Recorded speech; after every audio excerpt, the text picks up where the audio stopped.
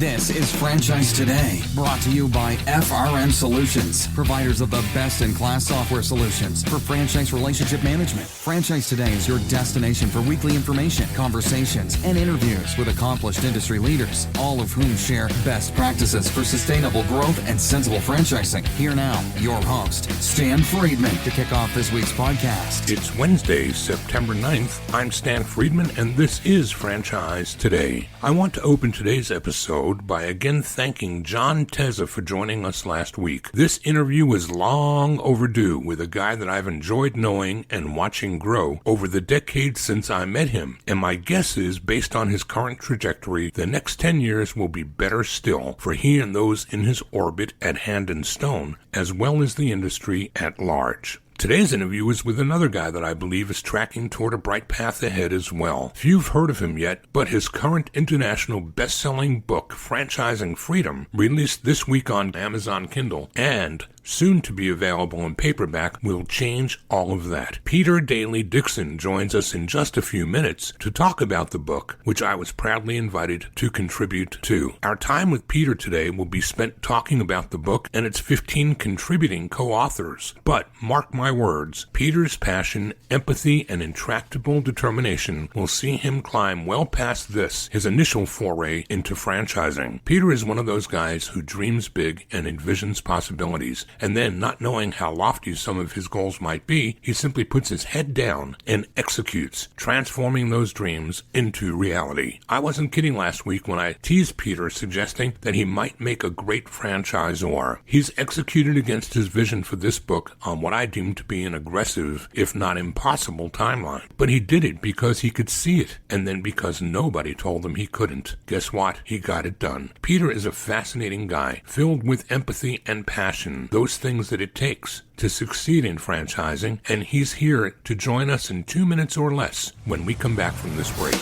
Franchise Today will be right back, but first, a word from our sponsors. We are all familiar with Vistage, YPO, and EO. Well, now comes Zor Forum, a somewhat similar type of executive group, but this one comes with a twist. Zor Forum groups are exclusively for franchisors. Imagine a peer group for sharing and networking on a platform built exclusively for franchise executives. Zor Forum members are afforded unparalleled access to best practices and some of the brightest minds within the franchising world through regular meetings and a dedicated communications platform.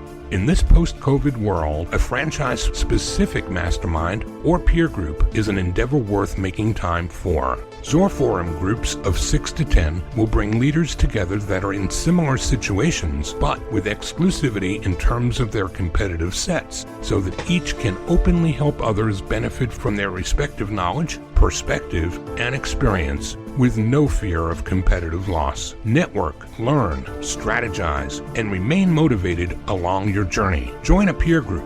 Not just any peer group, join the only one designed for emerging franchisors. Join Zor Forum. Learn more at zorforum.org. That's www.zorforum.org.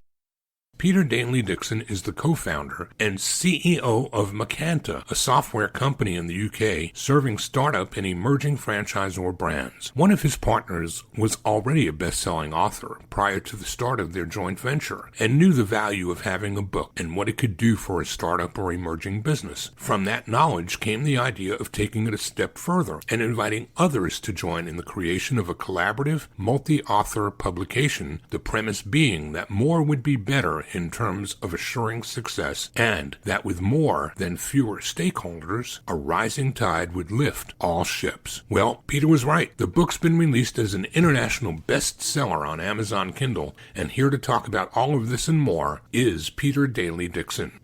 Peter Daly-Dickson, welcome to Franchise Today. Mr. Stan Friedman, thank you. It's a privilege to be here. Well, it's fun to have you here because the audience is going to get to hear somebody who speaks proper English. And we're going to talk about how we came together with this project called Franchising Freedom and available for download on Amazon. But we're going to come back to that bit of information. Let's start the story at the beginning. Every guest that takes a seat on this podcast has to help us rewind the tape to tell us when and where franchising and they came together. So So let's do that first, and then we'll come up to date and we'll talk about the current project. Yeah, cool. Happy to do that. Professionally in my career, I was always involved pretty much with CRMs and databases, and then latterly with automation, automating marketing, automating systems and processes. And it was when I got together with my business partner, Peter de Villiers, about 3 years ago now, I suppose. He brought his engineering and systems experience.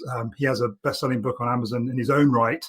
Well, he's got two now with Franchising Freedom, but he wrote a book on the three key systems that any business needs to thrive and scale without killing the owner. And we kind of put all this together. That in the interim, I had developed a piece of software that worked alongside a fairly significant player in the CRM space in the US and in fact globally. But it was in working with Peter that we decided to spin this piece of software out on its own merits, so that you didn't require this other piece of software. Like all new ventures like that, you get to thinking, who can I sell it to? What's the best place to kind of put this and focus our efforts? And this kept coming back to franchising. And I'm not sure who the first person was that mentioned it, but the more we talked about it and the more we sort of dug into it, the more it just made sense, because franchising, it's not just about systems and processes, but that's a large part of it. That's what allows a franchise to scale successfully is through the successful adoption by people other than the franchisor. And Peter and I had built a system in Macanta that allowed a business owner to encode, if you like, both the data and the relationships in their business to allow them to scale it. So then taking it to the next kind of obvious step, if you like, and being able to roll that out to their franchisees just made sense. So kind of that brings us full circle really to Franchising Freedom. The book was almost like an experiment to test the market. We knew that we had the ability to write a book ourselves to kind of start to position ourselves in the market. And therein lies one of the things that I found out about the franchising community when I started having conversations with people about the Franchising Freedom book. Just the sheer generosity of spirit, the lack of sense of competing with each other. It's almost like franchising itself is the thing that people are involved in, as opposed to the specific thing that they supply to a particular franchise they have. I think I shared that with you, and you definitely resonated with that.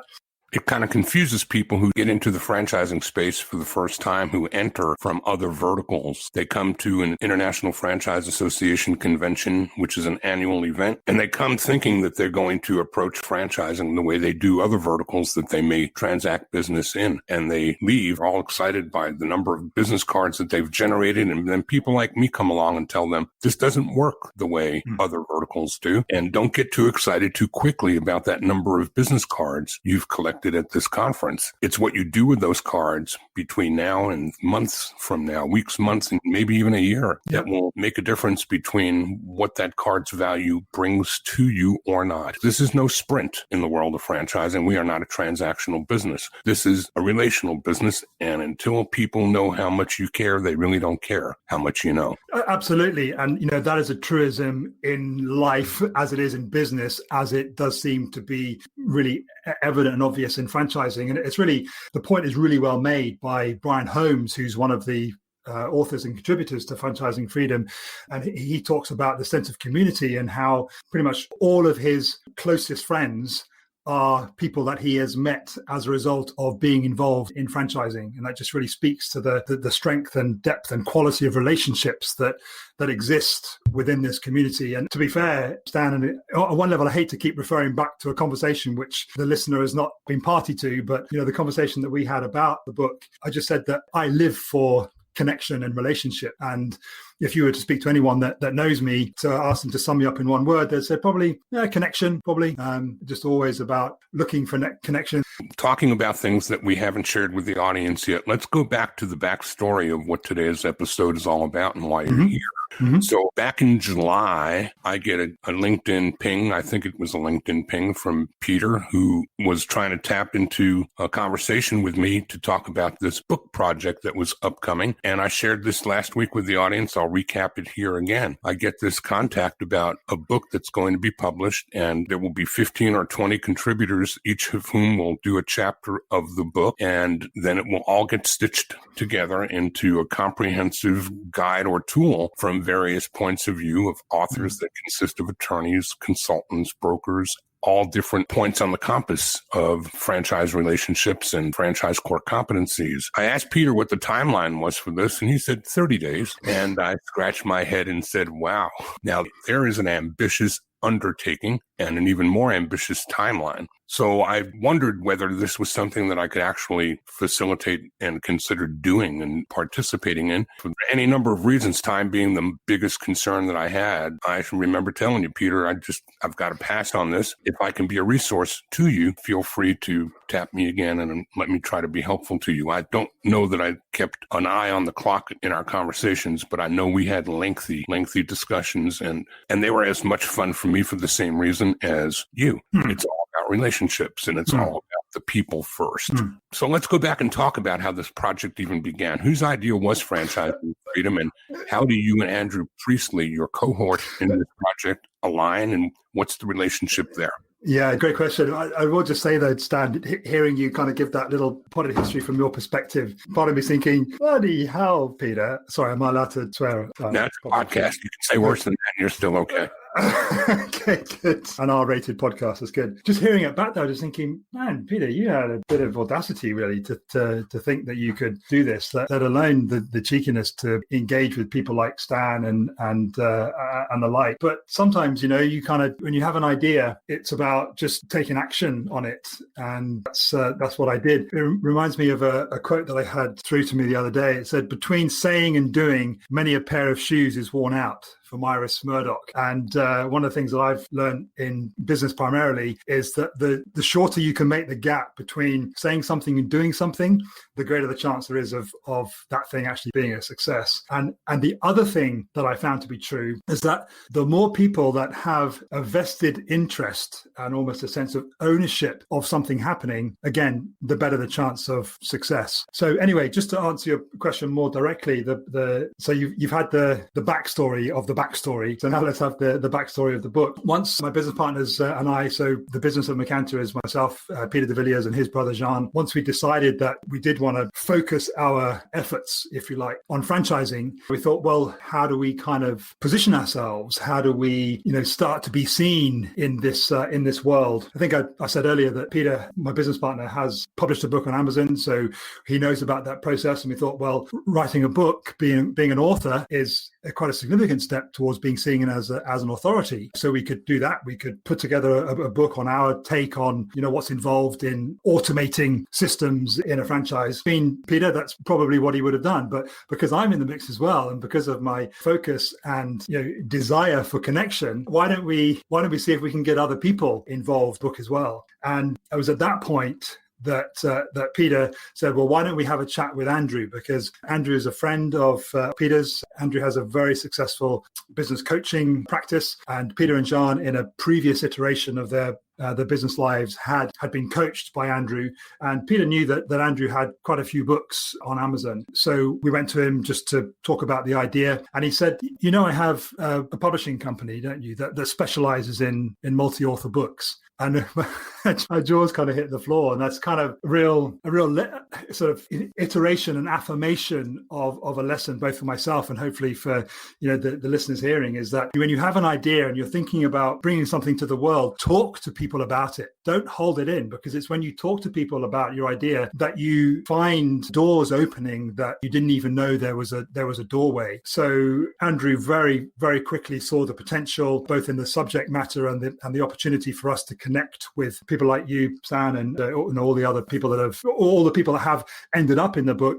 But for all the people that are in the book, there's probably 2 or 3 others that aren't, because I've had a lot of conversations to get to the final quota, if you like. And then we plugged into Andrew's process for getting multi-author books done and dusted. And as you say, we're in pre-order now on Kindle, and on Friday at some time the book will be released. And in my head, I like to think of the tens of thousands of people that have pre-ordered it, but I suspect that it's not quite as many as that. But they'll get access to the copy, and then we'll then transfer the rankings onto the paperback, and Andrew will then upload that to Amazon, and we'll have both the paperback and the Kindle version on there as well. Well, whether or not it's tens of thousands, I will say that this is a major undertaking in a very short period of time. The book went into pre-release about 2 or 3 days ago, and currently it's listed right now as the #1 small business franchise in the USA book in the small business franchise in the USA category, #1 in the UK small business and entrepreneurship, #2 in the UK in the home-based business category.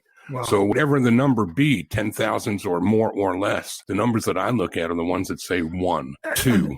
Yeah, those it's amazing. Are big. Those little numbers are big numbers. Yeah, and not having anything to compare it to. I said my business partner has a #1, and I know other people that had #1s. One part of me is thinking, well, maybe it's easy to get to #1 on Amazon. But Andrew, obviously, who not only is a published author many times on Amazon, but has taken people like me through the process of getting other authors together for, their own book idea.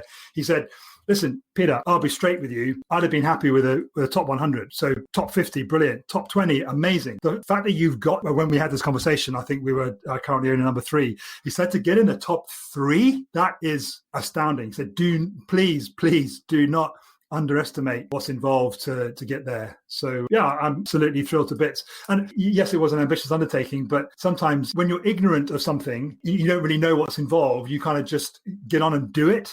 I think if somebody had told me right at the very beginning of what was going to be involved and kind of getting everything together, perhaps I said, no, it's probably a little too much to bite off and chew on at this moment, because we've got a business to run at the same time. But I'm sure as heck glad I did it. Yes, the rankings on Amazon are great, but for me, it's the seeds that have been sown with the relationship of these people that I'm looking down. Yourself, obviously, Shireen Smith, Marisa Rorquay, Stephen Maker, Matt Frenthway, Darren Taylor, Kim Daly, Paul Mitchell, Aveline Clark, Brian Holmes, Haroon Davis, Tommy Ballum, Robert James. These guys who, they, as you said, they range from franchising attorneys to highly successful franchisors. Some of them are franchisees in other businesses. A lot of them are franchise consultants and brokers. There must be hundreds and hundreds of years of experience in franchising in the book. And to be able to start to refer to these people as colleagues, I would like to think some of them friends, that some of them will develop into friendship. That for me is the biggest win out of doing this project. Let's come back and talk a little bit more about some of the contributors and their chapters and get a little deeper into the final product, Franchising Freedom, on Amazon as a Kindle publication with a paperback to follow. We're speaking with Peter Daly-Dickson, author of Franchising Freedom. We'll be right back. Franchise Today will be right back. But first, a word from our sponsors. This portion of Franchise Today is brought to you by Zoracle, providers of spot-on profiles, the gold standard of assessment tools that assure you're selecting the right franchisees every time. Unlike DISC or others that simply gauge personality or communication styles, Zoracle's spot-on assessments are all franchise-specific and based upon 7 sciences that nail the results each and every time. Your prospects simply answer a few questions online, and like magic, Zoracle's algorithms scientifically slice, dice, and analyze their thresholds for risk, their business acumen, and even their propensity for single or multi-unit ownership. Zoracle's spot-on analysis is like having a crystal ball, but there's no hoodoo here. It's all based upon science that flawlessly determines franchisor compatibility and accurately predicts performance. Why don't you schedule a demo today and take a complimentary look and see for yourself? It's the closest thing to a sure thing. Zoracle, spot-on assessments based on science, but delivering results that seem simply magical. Check them out at www.zoracleprofiles.com.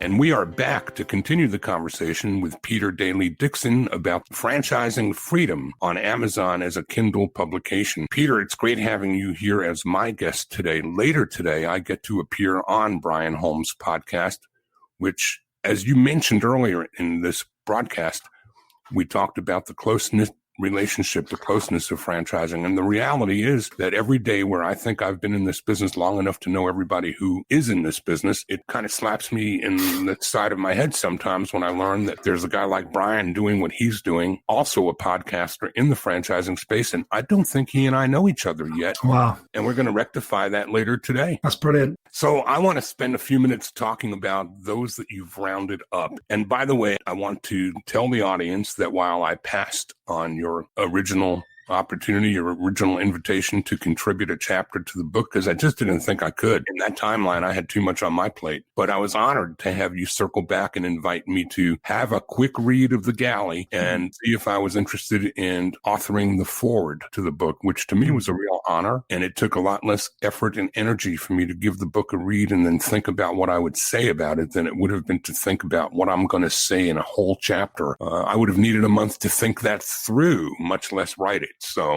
it all worked out in the end, didn't it? It did. And just kind of, if I can just pick up a couple of points on that, is that firstly, of all of the conversations, and I'm not blowing smoke up your ass here, of all the conversations I had with people about being in the book, might well have been because you have a software company that's kind of doing similar things. So there was a point of reference and an affinity there, and you gave me some good advice on our call. So there was that, but there was also your sheer depth of experience in franchising on all different parts of the compass, to borrow your phrase. So when I was thinking about who I wanted to write the foreword, although I was disappointed that you passed on being involved, I've had all fingers and all toes crossed when I came back to you and said, would you write the foreword? And one of the things that I got from when you emailed your foreword to Andrew and myself, I mean, because I've obviously seen the individual articles as they've been coming in kind of piecemeal, but I had never read them in the order that Andrew, who kind of had the final editorial say on the book. I'd never read the book from cover to cover, as you generously committed to doing over the weekend before you making your decision. And what you pulled out, when I read your foreword, it made me want to go and read it from cover to cover, because you found the threads that are, when you're aware of them from reading your foreword, that do exist in the book. And yeah, you did the job, and you did it really well. And it was,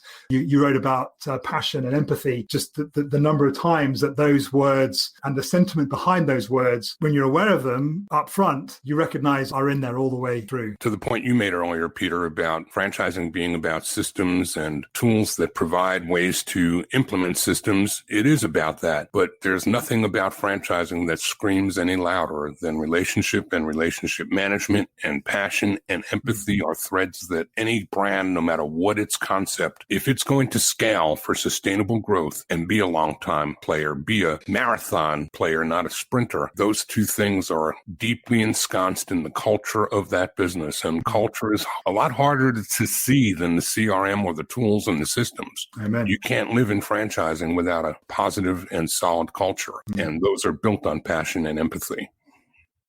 I've left you speechless. Yeah. I was waiting for the question.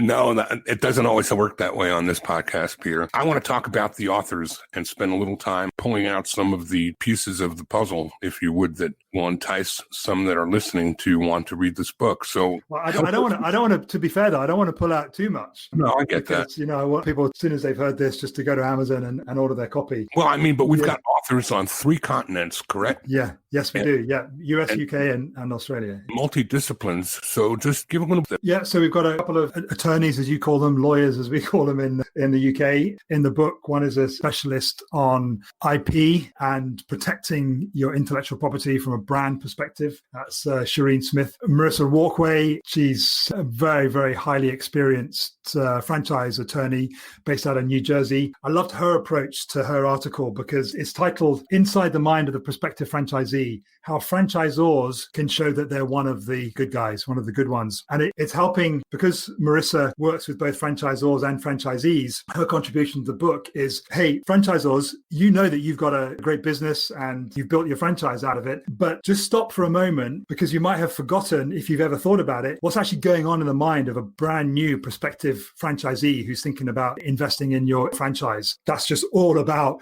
empathy and listening and communication. So that's like one of the first chapters, and the communication aspect is picked up at the end by Andrew Priestley, where he talks about, get this wrong and nothing else matters. He speaks a lot about communication and keeping the lines of communication open, both with the franchisor to the franchisees, but also franchisees to their clients. So we've got a legal kind of basis to the book. The legal aspect of franchising is represented. And then the next chapter from Stephen Maker, who is a phenomenally successful franchise broker with FranChoice. And therein, again, speaks to this, something I mentioned earlier, Stan, this sense of there's no competition. This apparent sense that there's no competition in franchising, that everyone's working to the same common good, if you like, for franchising as a whole. Because Stephen is one of 3 franchise brokers in the book, which on one level you might think 3 franchise brokers, but each one of the 3, so Stephen, Matt Fenthway and Kim Daly, each has a different take on this world of franchising. And that's what's just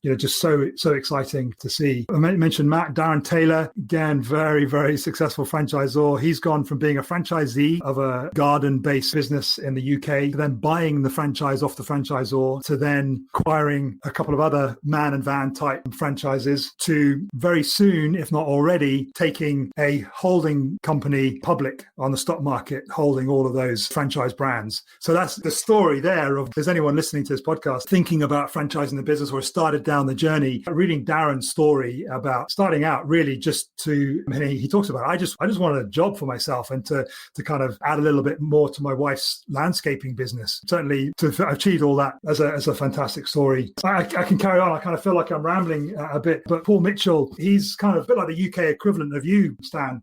Not that the comparison is necessarily appropriate, but experience both as a franchisor, as a franchisee, as a franchise consultant. Nearly 40 years he's been in franchising. So it's great to get that kind of UK perspective in there as well. And then the first of our Tippidian contributions from Down Under, Evelyn Clark. When I read the title of her chapter, Stan, it was like, I know that phrase, but what can be the hidden secret behind it? So she talks about the hidden secret behind the success of would you like fries with that? And that's one of the chapters that really speak so powerfully to the importance of the human connection when you are transacting the business in a franchise. And she shares a story from when she was working in McDonald's as a teenager to bring that home. We've already mentioned Brian. He talks about the concept of being a frantrepreneur. He said it's in times of turmoil like COVID-19 where the world needs franchisees and franchisors to really make a difference. That's a great chapter. My fellow partner in crime, Peter de Villiers, he talks briefly on the 3 key systems that your franchise needs, kind of like taking excerpts from his book. Haroon Danis is another guy in the UK. Just franchising a business, Dan, is difficult at the best of times. Well, when lockdown happened in the UK, Haroon's business, Skin HQ, they ran face-to-face skincare consultations in their 5 clinics across the UK. So lockdown happens. What happens to your revenue? It disappeared overnight. And yet in the middle of all that, he doubled down on his vision to franchise his business, which had kind of just only been thoughts and ideas up to that point. And he shortened that distance between saying and doing that I referred to earlier. And he has franchised his business in the middle of the COVID-19 lockdown. And if that doesn't speak to the power of mindset and the importance of connecting with people, so it was already connected with at least one of the other contributors to the book. He talks on that kind of global vision mindset. Tommy Ballum, a great guy. Tommy, if you're listening to this, you might not know that you were the first author to say yes on my reaching out to people. So you're responsible for this, because it gave me a real boost in confidence that, I'm not actually just spouting nonsense, that there is something here which people like Tommy. Tommy's got the most successful children's entertainment franchise in the UK. And he writes on what he learned about selling franchises virtually. So again, during COVID-19, he sold 4 franchise licenses online, and he takes the reader through the few-step process that he figured out to get that success. And the last 2 chapters are filled out also by representatives of Down Under. Robert James, who does live in Australia on the Sunshine Coast, he built James Home Services, I think, into a $20 million home services franchise in Australia. It might actually have been worldwide as well. So when you have somebody who's got that level of success in franchising, you know that their contribution to a book like Franchising Freedom, you're going to learn from somebody like that. And lastly, Andrew Priestley, as I said, Australian, lives in the UK. His chapter is Get This Wrong and Nothing Else Matters. Talks about communication as one of the things that's important. So I liked in your forward is how you talked about the different points of the compass. And there you have it. We've got franchisees, we've got franchisors, we've got franchising attorneys, lawyers, we've got consultants, we've got suppliers, and everybody just focused on giving people different parts of the puzzle. And let's face it, you only need to, as a franchisee or a franchisor, just get one thing out of a book like Franchising Freedom to make it worthwhile. And there's one other thing about Franchising Freedom, which hasn't come up so far, which I just wanted to reiterate, is that you could be a franchisee, you could pick up Franchising Freedom, and you will get something out of it that will make your franchise business more successful. You could be a business owner that is thinking of franchising their business, and I guarantee you that you will find things out in Franchising Freedom that will make a difference to your journey of franchising your business. And you could be an existing franchisor, like the franchisors that are in the book, represented in the book. And listen, we're never too old to learn, and we should never be so proud and arrogant to think that we know everything. And sometimes just hearing the same thing that you already know, but from somebody else's perspective and somebody else's experience, is enough to give you your own renewed perspective on something which you thought you know about, which can make a difference in your business and your life. So yeah, that's Franchising Freedom.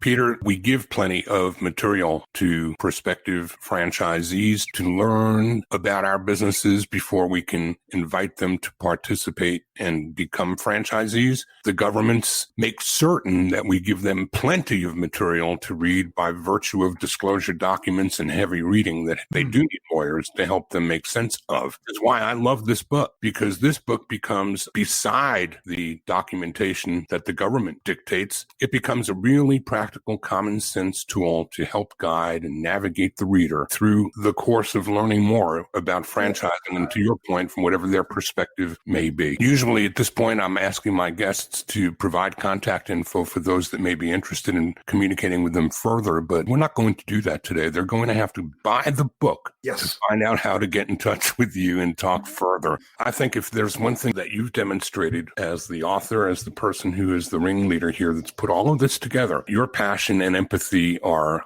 way up there on a scale of 1 to 10. Your heart and soul are really into this project, and you've made believers out of all of us that have contributed and said yes to you. So I'm proud to be amongst that group. Thank you, Sam. And really happy to have you here today to share this project with our audience. And hopefully everybody that has heard this today will make the investment of $4.99 worth every penny. Peter Daly-Dickson, thank you so much for joining us, and thank you for sharing with my audience here on Franchise Today. Thank you, Stan. Appreciate the opportunity. Peter's passion is contagious. You simply can't make that up, which is why I believe he is so right for franchising. We all know that it takes capital to succeed in franchising, whether as a Z or a ZOR. But we all trade in multiple currencies, and cash is but one of those. Passion is yet another absolute must for success, and Peter has no shortage of that. Let's keep eyes on the book, McCanta, and Peter himself. I think we'll be hearing more about all three in the weeks and months ahead. Next week, another passionate franchising friend, author, undercover boss, and franchising pro, Jeff Dudan, right here next week on Franchise Today. Until then, keep doing the very best you can. I'm Stan Friedman, wishing you the best, the very best in all things franchising, and Franchise Today is out.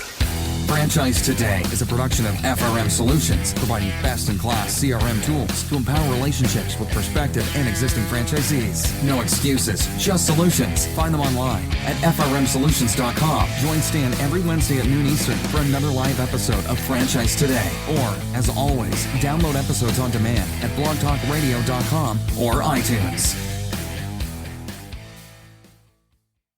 When you're part of a military family, you understand sacrifice and support. At American Public University, we honor your dedication by extending our military tuition savings to your extended family. Parents, spouses, legal partners, siblings, and dependents all qualify for APU's preferred military rate of just $250 per credit hour for undergraduate and master's level programs. American Public University. Value for the whole family. Learn more at apu.apus.edu/military.